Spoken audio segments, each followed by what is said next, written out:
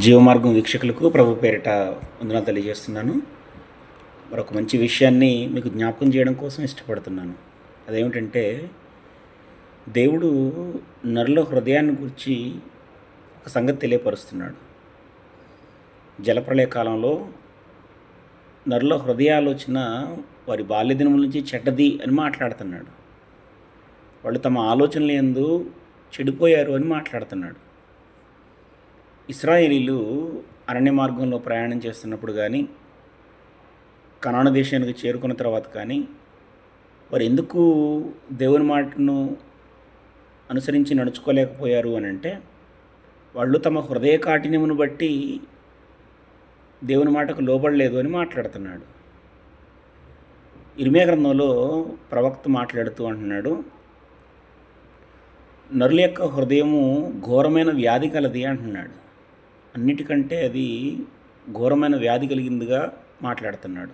ఇదే విషయాన్ని యేసుప్రభు వారు ప్రస్తావిస్తూ మనిషిని హృదయంలో నుండి వచ్చేటువంటి సంగతులను మాట్లాడుతున్నాడు. దురాలోచనలు, నరహత్యలు, వ్యభిచారములు, విగ్రహారాధన, కాముకత, ఇటువంటి సంగతులని, శరీర ఇచ్చలకు సంబంధించినటువంటి కోరికలన్నింటినీ కూడా అక్కడ మాట్లాడుతూ ఇవన్నీ మనుషుని యొక్క హృదయంలో నుండి వస్తాయి, అందుకే ఘోరమైన వ్యాధి కలిగినదిగా హృదయాన్ని ప్రవక్త మాట్లాడడాన్ని మనం గమనిస్తున్నాం.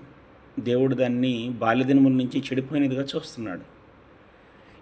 ఇంతటి ఘోరమైన పరిస్థితుల్లో ఉన్నటువంటి హృదయాన్ని శుద్ధి చేసుకోవాలి. శుద్ధమైన అంతఃకరణం కావాలి.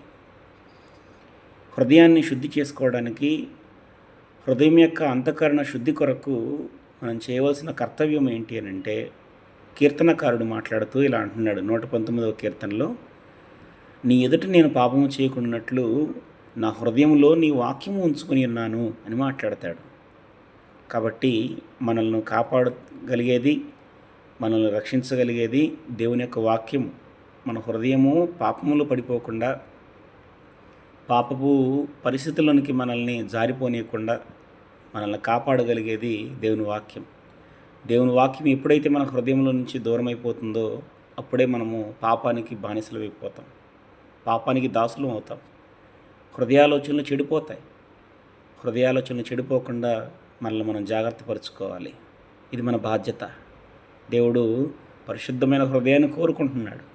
అట్టి హృదయంలో కలిగి దేవుని సన్నిధికి చేరుకోవాలని మనసారా అందరినీ కోరుకుంటూ, మరి చాలా కాలం తర్వాత జీవమార్గం ఛానల్ ద్వారా మరలా మీ ముందుకు వస్తున్నాము.